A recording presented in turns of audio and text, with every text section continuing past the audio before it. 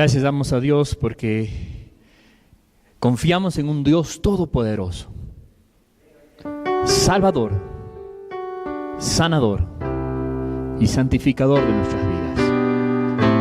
Así que tenemos nuestra confianza puesta en aquel que nos ha diseñado para sus propósitos. Amén. Gloria a Dios. Vamos en esta mañana a ir a los niños, mejor dicho, van a ir a sus clases de escuela dominical con sus maestros. Así que voy a pedir que todos los niños pasen a sus clases de escuela dominical, los adolescentes también.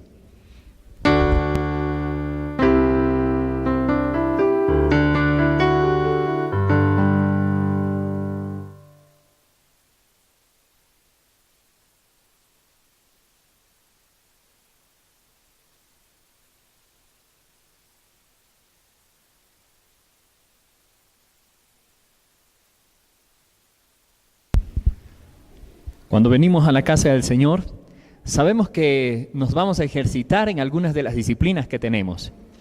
La oración, la lectura de la palabra, son elementos muy importantes para nuestro crecimiento espiritual. Y sin duda algunos dicen, bueno, vamos a la iglesia a ejercitarnos espiritualmente. Pero en esta mañana también nos estamos ejercitando físicamente. Les voy a pedir que nos volvamos a poner en pie. Entonces, van a decir, el pastor nos hace levantar y sentar, pero es un buen ejercicio en la mañana. Y vamos al libro de Ageo. Estamos leyendo el libro de Ageo.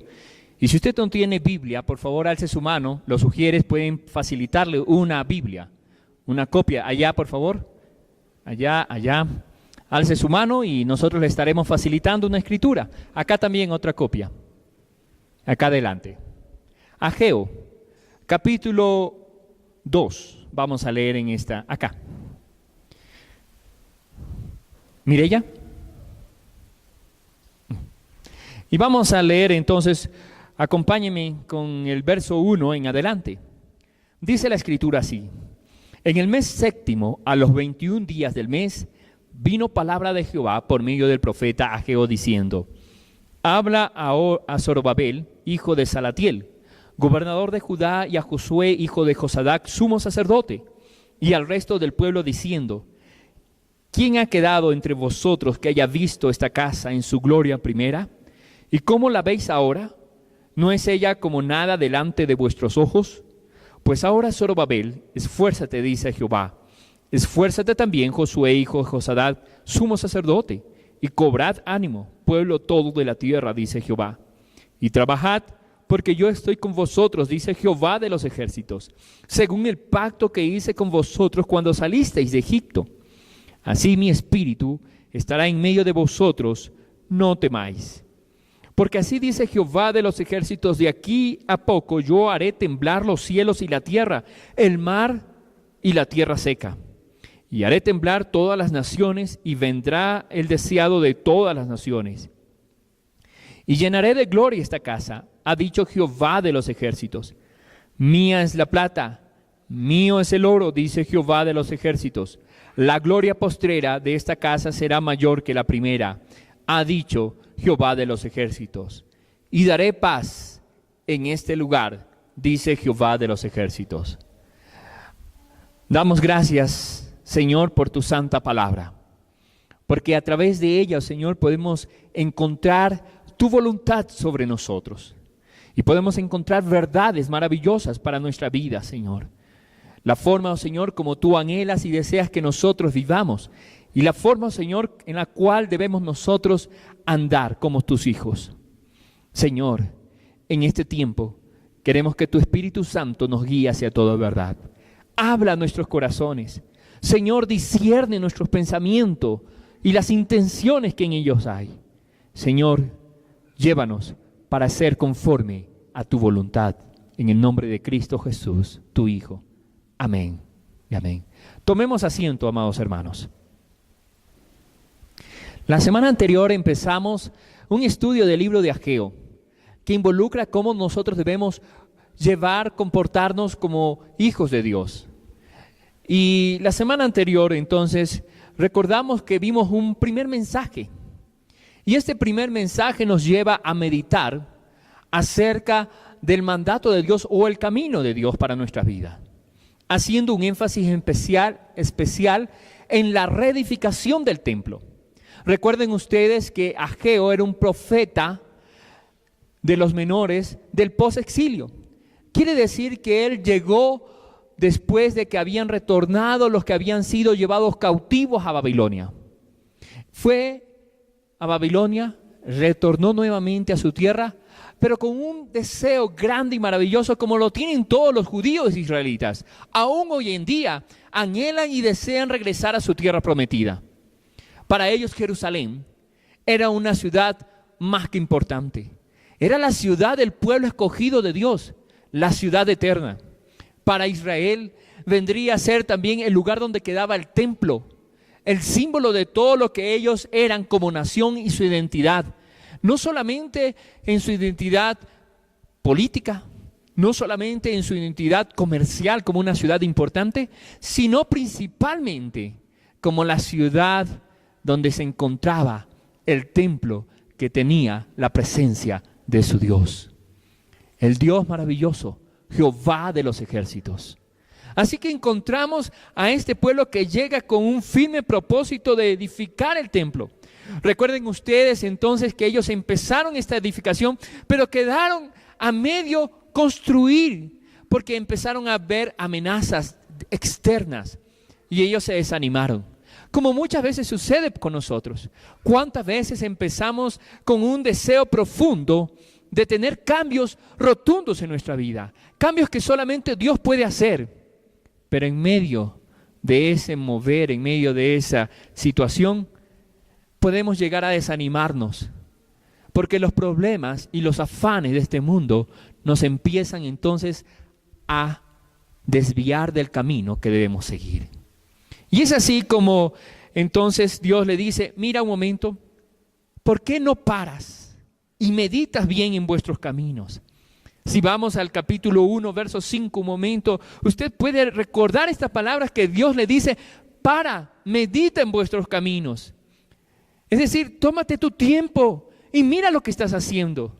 Has empezado a atesorar tesoros para tu casa, pero te has olvidado de lo principal, que es el templo de Dios. Fue un llamado de atención para cobrar ánimo. Fue un llamado de atención para volver a la reconstrucción del templo, parado durante 16 años. El profeta se ha dirigido ahora entonces a Zorobabel, el gobernador, representante del imperio a los judíos, nacido en el exilio, a Josué sumo sacerdote y a todo el pueblo. Así que al igual que el mensaje anterior, el mensaje primero que involucraba que estas personas puedan llegar a reconstruir, parar un momento, meditar y reconstruir y empezar nuevamente el trabajo, asimismo, ahora este segundo mensaje nos va a llevar a ver que debemos nosotros entonces trabajar y para ver la gloria de Dios. Así que al igual que lo que vimos nosotros, este mensaje va a trascender a toda persona en Jerusalén, al pueblo que Él ha escogido. Miren lo que dice el verso 2 del capítulo 2. Habla ahora Zorobabel, hijo de Salatiel, gobernador de Judá, y a Josué, hijo de Josadac, sumo sacerdote, y al resto del pueblo. Es decir, este mensaje, segundo mensaje, va hacia lo que es ya la reconstrucción y la acción que ellos deben tomar. Ellos habían parado, habían meditado, se habían dado cuenta de su error y habían decidido entonces empezar su trabajo. El verso 13 del capítulo 1 dice, yo estoy con vosotros, como dando un aliento importante a lo que ellos iban a emprender. Ahora en este segundo mensaje, el profeta empieza con unas preguntas que Dios pone en su corazón. Y yo he llamado a este momento una pregunta, una apreciación de vista. Porque todo esto tiene que ver con lo que entra en los ojos de las personas. Y en este momento lo que entró en los ojos de aquellos que estaban viendo la reconstrucción y cómo lo iban a hacer. Fíjense, vayan conmigo una vez más al capítulo 2 del libro de Ageo, verso 3. Todos ustedes tienen en sus Biblias, así que leamos juntos. la pregunta dice así: ¿quién ha quedado entre vosotros que haya visto esta casa en su gloria primera? ¿Y cómo la veis ahora? Qué interesante pregunta. Déjeme decirle un poco más acerca de lo que estaba sucediendo. Habían pasado 70 años desde que Israel fue llevado cautivo. Después de 70 años, ellos regresaron hacia Jerusalén. Habían pasado 16 años de que ellos habían regresado y la reconstrucción del templo. Así que imagínense cuánto tiempo habría pasado. ¿Cuánto tiempo es eso una generación? Es mucho tiempo.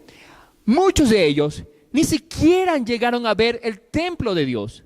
Sabían y habían escuchado de parte de sus padres, tíos, abuelos, de acerca del templo de Dios. Pero muchos de ellos nunca habían pisado Jerusalén, ni siquiera habían visto el templo de Salomón, el primer templo. Así que probablemente habían unos pocos, ancianos, y muy ancianos, que seguramente habían visto el templo de Salomón. Ahora, ¿cuántos de ustedes conocen cómo es el templo de Salomón? Algunos probablemente lo han visto en libros de historia, otros quizás en películas. Y lo que se dice acerca del templo de Salomón es que era un templo majestuoso, era un templo muy elegante, sus puertas labradas.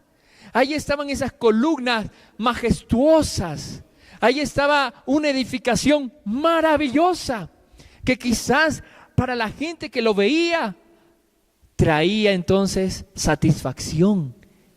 Traía para ellos un momento de maravillarse de tantas cosas bonitas.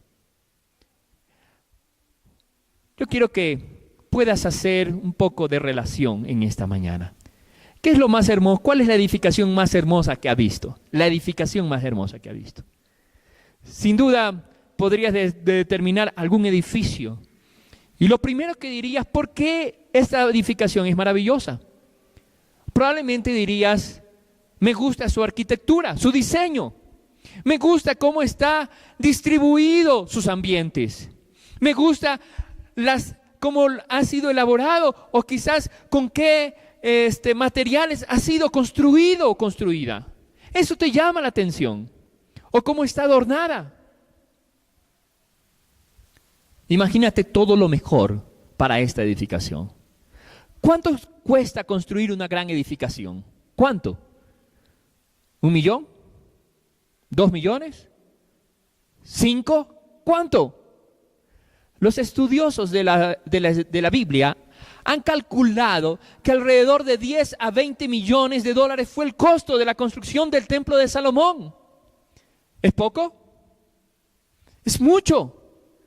Es mucho para la edificación de un templo, pero ellos querían darle lo mejor. Ahora, recuerde usted que esta construcción empezó en el corazón de David de construir casa para Dios.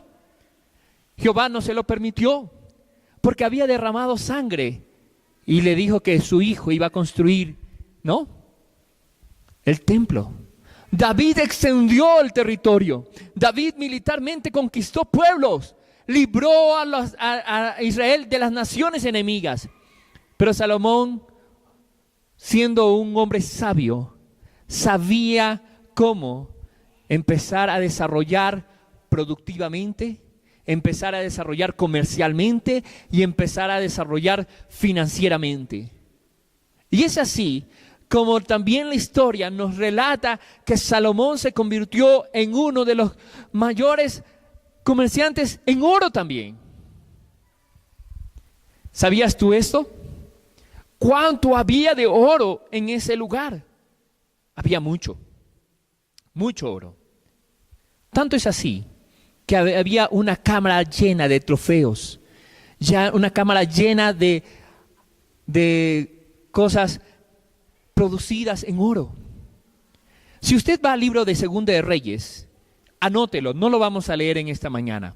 Pero yo quiero que anote ahí para que usted pueda ir con esa convicción en su casa y estudiar la Escritura. Segunda de Reyes capítulo 20, 12 al 19, nos habla acerca de Ezequías.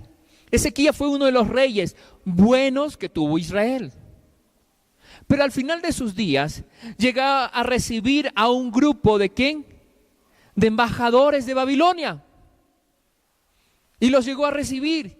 Y claro, empezó él un poco con su ego a dar a conocer todas las maravillas. Lo llevó al templo. Y en el templo le mostró la grandeza de esa edificación.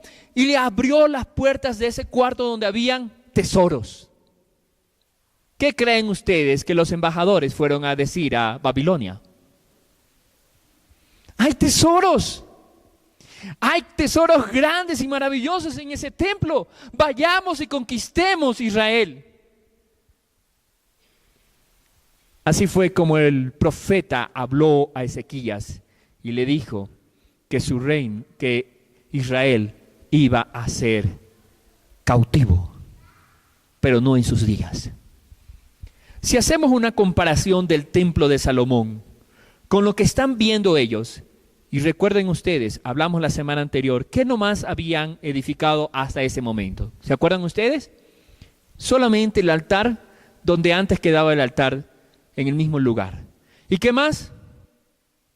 Y las bases del templo, solamente los fundamentos. Es decir, faltaba toda la estructura, todo el edificio en sí. Así que si usted hace esa comparación del templo de Salomón con lo que están viendo ellos ahora, ¿cómo se sentirían ellos?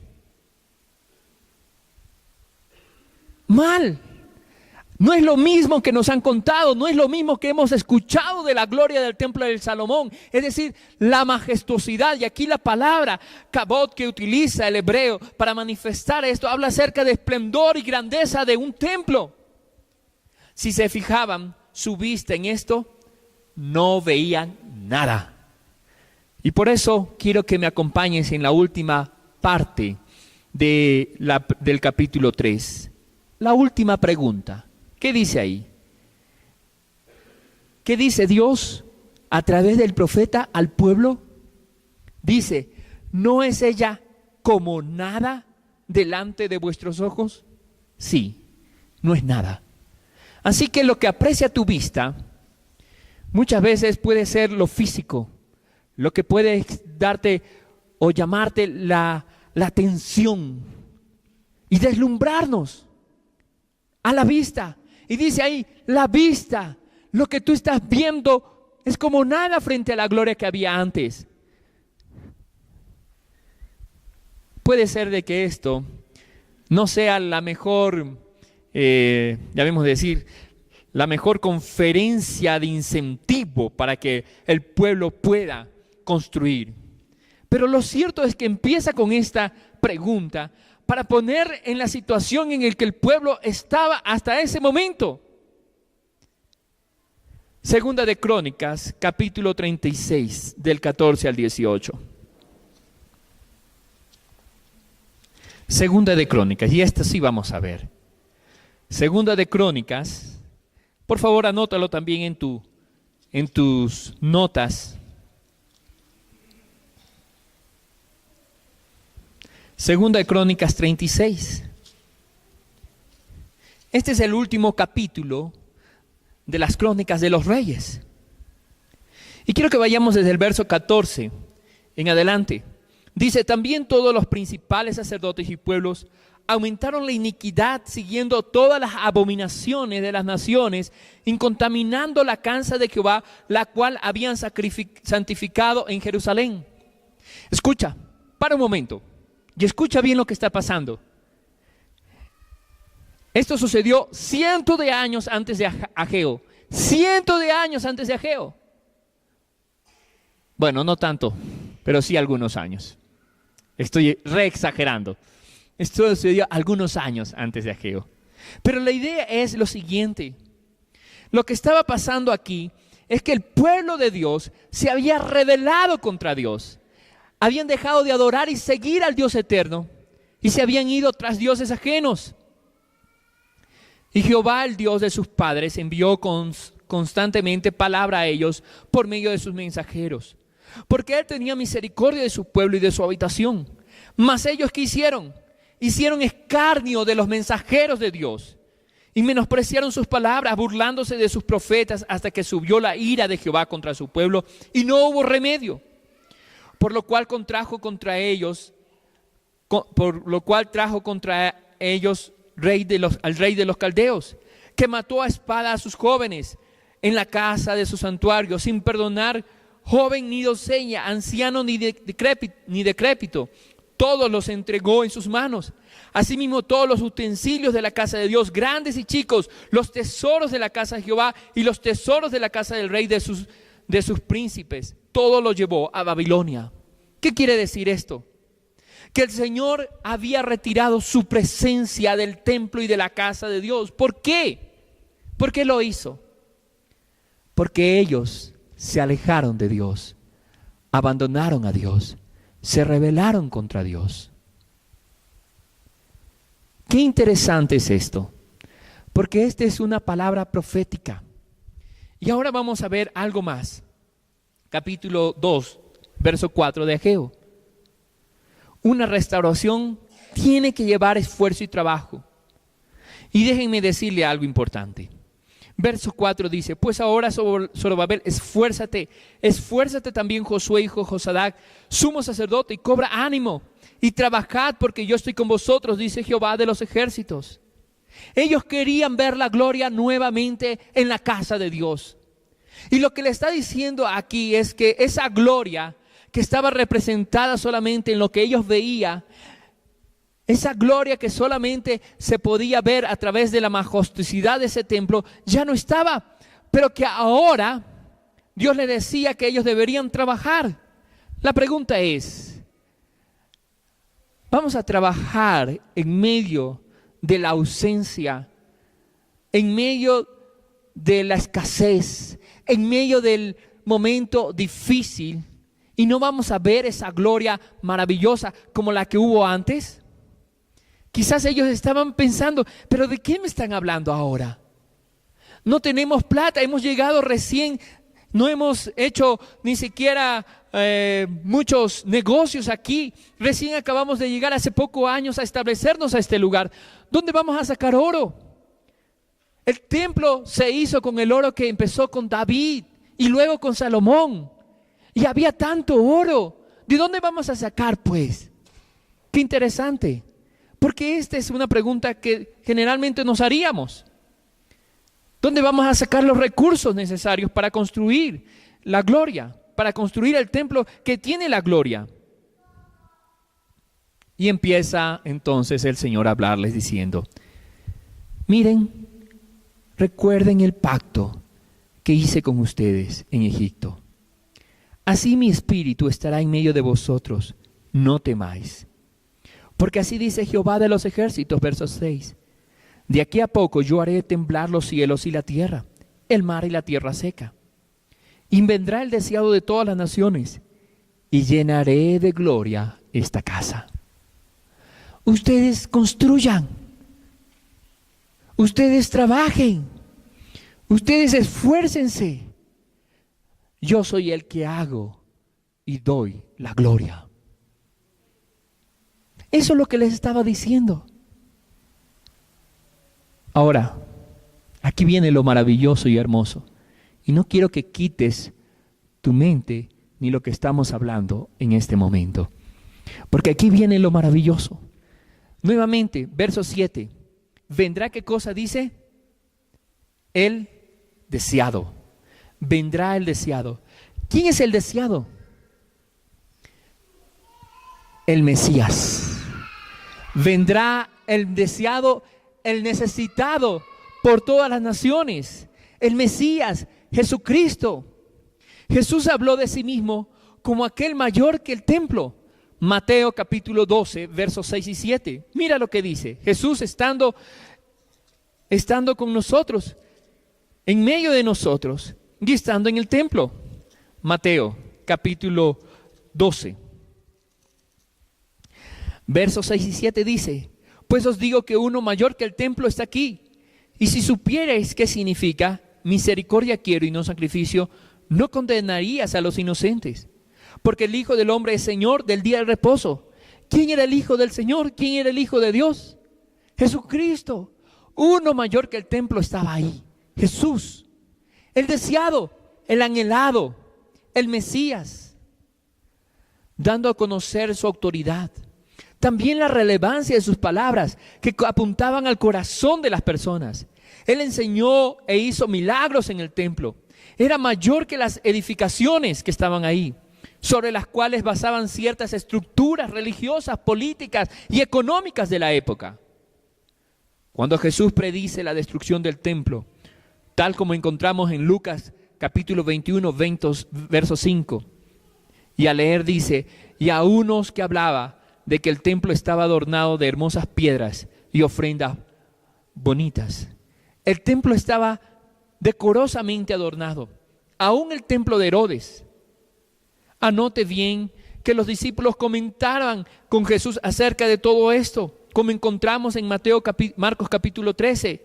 Al leer, saliendo Jesús del templo, le dijo a uno de sus discípulos, maestro, mejor dicho, uno de los discípulos le dijo, maestro, mira qué piedras y qué edificios.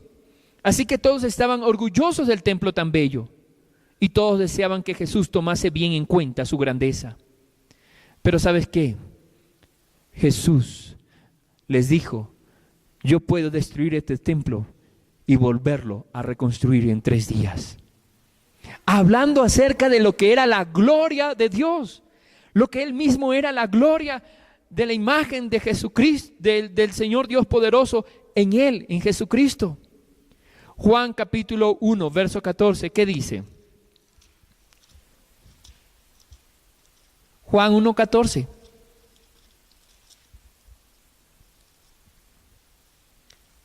¿Qué dice? Alguien que me ayude.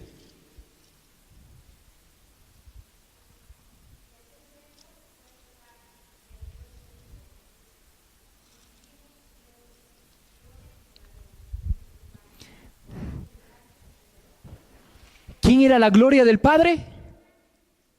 Jesucristo, el Verbo hecho carne que habitó entre nosotros. Vimos su gloria. Es decir, Jesucristo era la gloria. Él llenaba todo.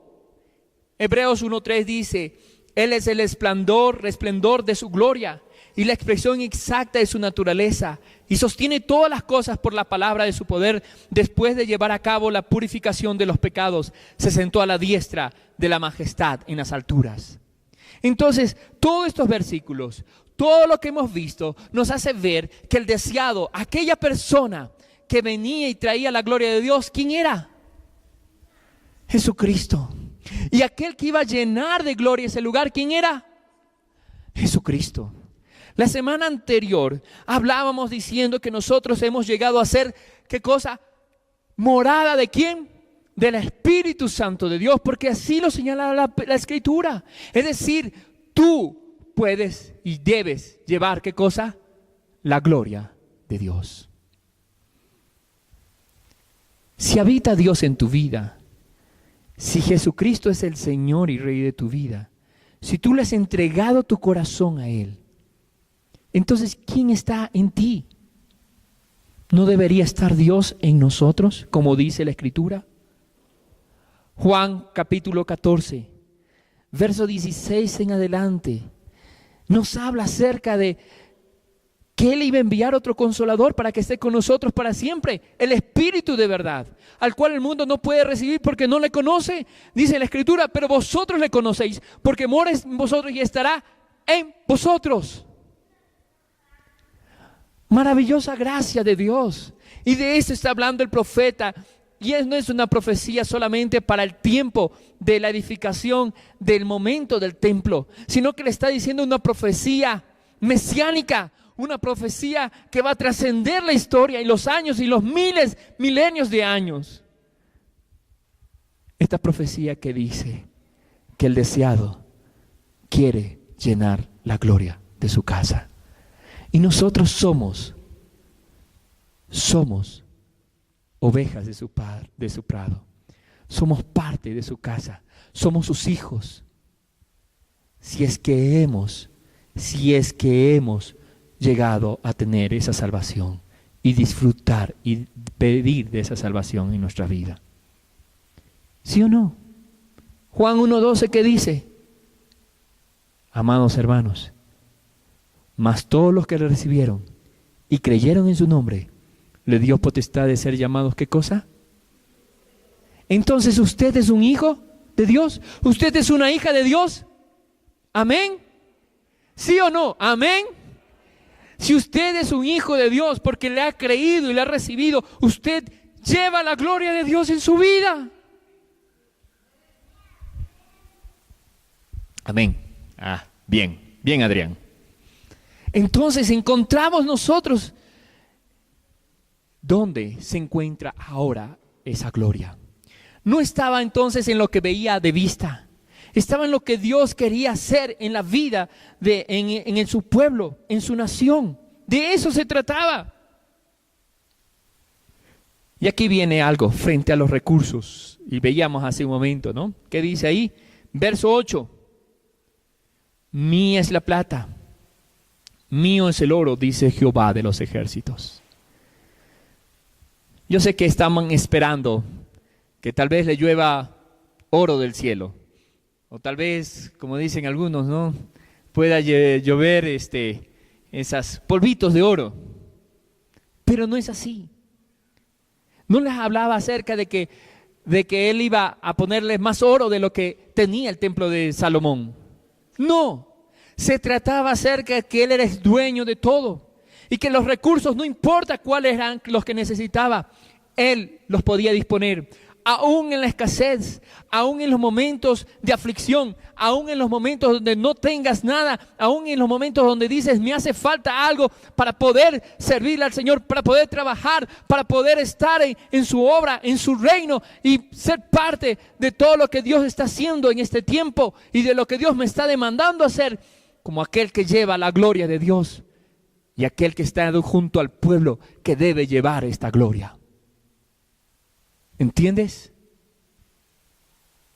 Si tienes al Dios creador, dueño de todos los minerales, de todas las gemas, de todas las cosas, ¿por qué te afanas? ¿Por qué te turbas? Cree en mí, dice el Señor. Cree en mí. Y nosotros debemos creerle al Dios poderoso. ¿Cuántas veces nos hemos desanimado, desalentado? Inclusive no trabajamos porque esperamos a algo más que suceda. Y decimos, cuando se den las condiciones, yo voy a empezar a trabajar. Cuando cambien al pastor que no me gusta cómo actúa, ni quiero, ni reconozco lo que él dice o quiere hacer. A veces somos así, digo todos. Cuando cambien al pastor, ahí yo voy a empezar a actuar, a trabajar. ¿Es así como debemos actuar? No. Puede ser de que el pastor que está aquí adelante tenga sus limitaciones, sus fallas, sus errores. Pero eso no es lo que Dios me ha demandado a ver a una persona. Dios me ha demandado a trabajar en su obra. Dios me ha demandado a trabajar y a servirle con Él. Y el Señor va a proveer el resto en el pastor. Si le falta actitud, el pastor va a poner entonces, Dios va a poner en el pastor actitud. Si le falta al pastor, entonces conocimiento, discernimiento, Dios le va a poner eso al pastor. ¿Usted qué tiene que hacer? ¿Qué es lo que tiene que hacer? Trabajar. Eso es una demanda para cada uno de nosotros. Pero muchas veces decimos cuando cambien las cosas. Si nosotros estuviéramos trabajando, si todos estuviéramos involucrados, entonces en levantar el templo de Dios y animados en esa tarea, déjeme decirle, Dios hará el resto, porque suya es la gloria, no de los hombres. Y porque usted y yo llevamos la gloria de Dios. Amén. Eso es lo que Dios quiere hacer en nuestras vidas. Este es un tiempo de andar, de ser activos, porque Dios dice lo siguiente, verso 9, la gloria postrera de esta casa será mayor que la primera. La gloria de que viene, que está presente ahora con su Espíritu en medio de nosotros, es mayor que lo que fue la edificación de Salomón, porque somos templo del Espíritu Santo de Dios. Amén. Cuando te hagan la pregunta, entonces, ¿recuerdas lo que hubo antes? ¿Recuerdas esa casa y su gloria? Sí, la recuerdo. Pero yo estoy seguro de que Dios está haciendo cosas mayores y quiere hacer cosas mejores y mayores hoy en día. Y no solamente eso. Yo les decía hace un momento que esta es una palabra profética mesiánica. La última parte de este mensaje dice: y daré paz en este lugar, dice Jehová de los ejércitos. Parte de lo que lleva la gloria de Dios y lo que era la gloria postrera era la paz. Era traer paz. Ahora, escuchen bien. Esa paz fue traída por medio de Jesucristo, ¿o no? Estaban los ángeles.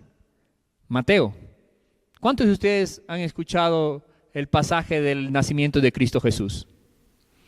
¿Cuántos se acuerdan ustedes de los ángeles que anunciaron a los pastores? ¿Cuántos? ¿Cuántos han regalado tarjetitas de Navidad y dice, como dice ahí lo que siempre ponen ahí? Gloria a Dios. ¿Y en la tierra? ¿Quién era esa paz? Jesucristo. Mi paz os dejo, mi paz os doy. No como el mundo la da. La paz que sobrepasa todo entendimiento. Esa paz maravillosa que solamente Jesucristo la puede dar. Y que vino a compartirla con nosotros por medio de Jesucristo. No está en el muro de los lamentos que podemos ver que todavía los judíos están esperando que llegue el Mesías y llegue esa paz, que aún no llega porque viven todavía con luchas contra los estados vecinos o contra otros movimientos que están atentando contra el pueblo judío. Y ahí están orando frente a un muro que representa el muro del templo antiguo. Cuando la gloria de Dios se está derramando hoy en día por medio de Jesucristo, aceptándolo, recibiéndolo para cada uno de nosotros. Hoy Dios quiere que tú tengas esa paz. Y esa paz se completa cuando el Señor venga por segunda vez. Porque iba a traer esa paz eterna, duradera, en su segunda y gloriosa venida. Amén. La paz de Dios que sobrepasa todo entendimiento. Amados hermanos, que en esta mañana, al ver este mensaje profético, que era un mensaje no solamente para el pueblo judío en ese momento post-exilio, sino que es un mensaje para nosotros. Es un mensaje actual. Nosotros podamos revisar que debemos empezar ¿a qué? A trabajar, a animarnos, a levantarnos y no desmayar. Quiero dejarte por último algo más. Yo les hice repetir hace un tiempo atrás una frase que quiero volverla a repetir en este momento. Y quiero que nos pongamos en pie una vez más.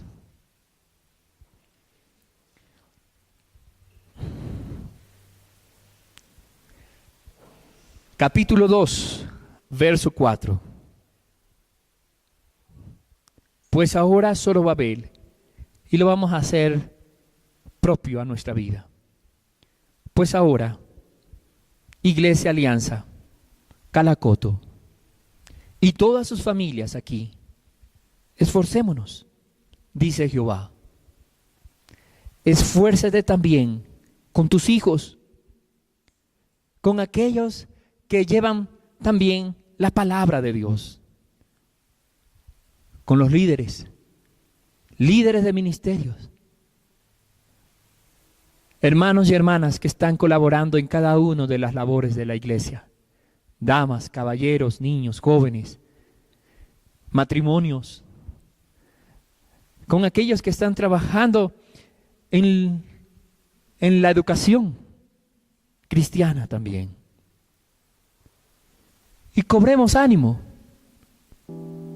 Animémonos. ¿Qué piensas? ¿Sí o no? ¿Nos vamos a animar? ¿Vamos a trabajar? ¿Vamos a esforzarnos? Esto no es algo sencillo, esto requiere esfuerzo. Así que dile al que está a tu lado, esforcémonos. Esforcémonos. Esforcémonos. Cobra ánimo. Pueblo todo de la tierra. Hasta ese momento había dicho pueblo de Israel, de Jerusalén. Pero en este verso dice pueblo todo de la tierra. Para todas las naciones está esta palabra. Trabajemos. Y Dios dice, como les dije la semana pasada en otro versículo, ¿qué dice ahí? Yo estoy con vosotros, dice Jehová. Cuando Dios ascendía a estar con el Padre, cuando Jesús ascendía a estar con el Padre, sus últimas palabras fueron: he aquí yo voy a estar con vosotros hasta el fin. Hasta el fin. Dios está contigo y estará con nosotros hasta el fin. Señor, en esta mañana es una mañana de declaratoria para nuestra vida, porque la palabra profética que nos da Ageo es una palabra que trasciende los años, los siglos, el tiempo, porque nos revela al Mesías, al libertador, al sanador, al restaurador, aquel, oh Señor, que está levantando nuestras vidas. No estamos levantando un templo hecho de manos. Señor, tú habitas en nosotros moradas hechas de barro,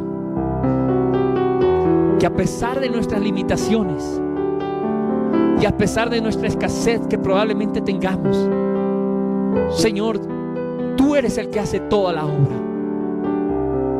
No por nuestras habilidades ni por nuestra destreza, sino porque tú pones ánimo, esfuerzo, y nosotros nos disponemos a trabajar. Y en esta mañana queremos como iglesia disponernos a trabajar. Ahora, ahí donde tú estás, dile: Señor, hoy quiero disponerme a trabajar delante de ti. Si Dios ha hablado a tu vida y a tu corazón en esta mañana y el Espíritu de Dios se ha derramado sobre tu vida, dile: Señor, aquí estoy dispuesto a trabajar para ti. No quiero apartarme, no quiero desmayar. Tu paz está en mi vida y yo quiero llevar esa paz a todo el mundo. Señor, levántanos. Este es el tiempo, dice Jehová. Este es el tiempo para el Señor. Señor, levántanos y anímanos. Tuya es toda la honra y la gloria, y tú vas a ir con nosotros, lo sabemos, hasta el fin de los tiempos. En el nombre de Cristo Jesús. Amén y amén. Amén. Tomemos asiento, hermanos, y desafiémonos. Dios va a hacer y está haciendo cosas grandes y maravillosas.